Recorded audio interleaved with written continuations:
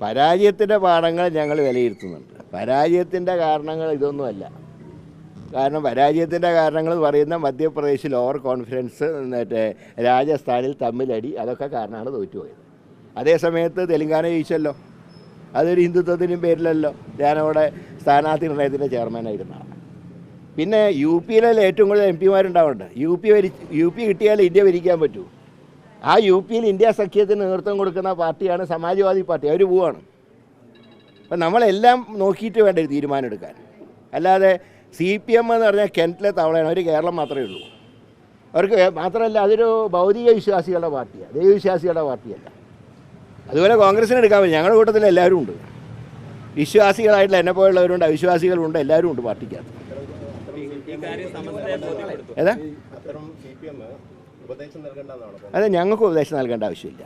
ഈ ന്യൂനപക്ഷങ്ങൾ വലിയ ആശങ്ക നേരിടുന്ന സാഹചര്യത്തിൽ ഇപ്പം ബാബരി അവിടെ തന്നെയുള്ള പള്ളിയുമായി ബന്ധപ്പെട്ട് അവർ കൊടുക്കുന്ന പ്ലാനുകളൊന്നും തന്നെ പാസ്സാവുന്നില്ല. ഇത്തരത്തിൽ വലിയ ആശങ്ക കേന്ദ്ര സർക്കാരിൻ്റെ ഭാഗത്ത് തന്നെ വേറെ തലത്തിലൊക്കെ ഉണ്ട്. ഈ സമയത്ത് ഇത്തരമൊരു നിലപാടെടുക്കുന്നത് എത്രമാത്രം? അല്ല, അതുകൊണ്ടാണ് ഞങ്ങൾ പങ്കെടുക്കേണ്ടതെന്ന് പറഞ്ഞത്. സാധാരണ ക്ഷേത്രത്തിൻ്റെ ചടങ്ങിനൊക്കെ വിളിച്ചാൽ പാർട്ടി പങ്കെടുക്കുന്നതിൽ തകരാറില്ല. പക്ഷെ ഇവിടെ അങ്ങനെയല്ല. ഒരു സ്ട്രക്ചർ ഇല്ലായ്മ ചെയ്ത് അവിടെ ഉണ്ടാക്കിയ ഒരു ക്ഷേത്രമാണ്. അതുകൊണ്ടാണ്. അല്ലെങ്കിൽ ഈ ചർച്ചയ്ക്ക് പ്രസക്തിയില്ലല്ലോ.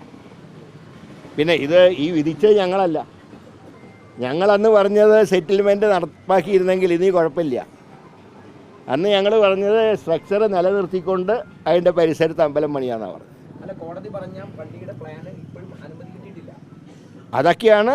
അതുകൊണ്ടാണ് ഞങ്ങൾ പറഞ്ഞത് ഇവർ രാഷ്ട്രീയം കളിക്കുകയാണ് BJP. അതുകൊണ്ട് അവരുടെ കുഴിയിൽ ചാടണ്ടെന്ന് തന്നെയാണ് ഞങ്ങളുടെ അഭിപ്രായം. പക്ഷേ കോൺഗ്രസ് കുഴിയിൽ ചാടിയല്ലേ?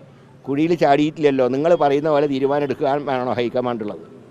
എല്ലാ കാര്യങ്ങളും ആലോചിക്കണം. ഇന്ത്യ മുന്നണി ഒന്നിച്ച് നിൽക്കണമെന്നാണ് ഞങ്ങളുടെ ആഗ്രഹം. ഞങ്ങൾക്ക് ഏതായാലും കെണിയിൽ വീഴാൻ പോകുന്നില്ല. പക്ഷേ ഇത്ര ദിവസത്തിനകം തീരുമാനം എടുത്ത് അറിയിക്കണമെന്ന് ആർക്കും പറയാനുള്ള അവകാശമില്ല. ഞങ്ങൾ എടുക്കും തീരുമാനം. ഞങ്ങൾ എല്ലാവരും വികാരങ്ങൾ ഉൾക്കൊണ്ടുകൊണ്ട് ഞങ്ങൾ തീരുമാനം എടുക്കും.